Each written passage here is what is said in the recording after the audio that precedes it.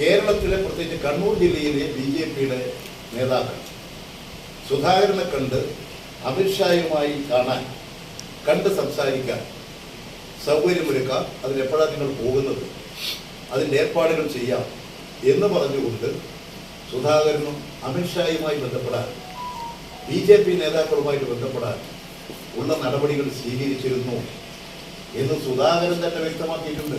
എനിക്ക് തോന്നുന്നത് സുധാകരൻ ഇന്നലെ സാധാരണ കഴിക്കുന്നത് മരുന്ന് കഴിച്ചിട്ടില്ലെന്നാണ് തോന്നുന്നത്.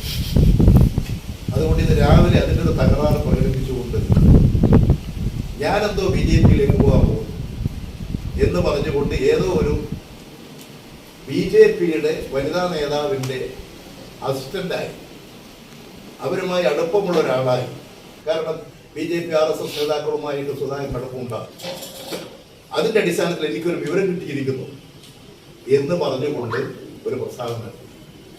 എനിക്ക് BJPയിലേക്ക് RSSലേക്ക് പോകേണ്ട ആവശ്യം എനിക്കില്ല. ഞാൻ അവർക്കെതിരായി പൊരുതി വന്നവനാണ്. പുതിയ വാർത്തകളും വിശേഷങ്ങളും ഇനി വിരൽ തുമ്പിൽ. എല്ലാ ഡിജിറ്റൽ പ്ലാറ്റ്ഫോമുകളിലും ഇപ്പോൾ സീ മലയാളം ന്യൂസ് ലഭ്യം.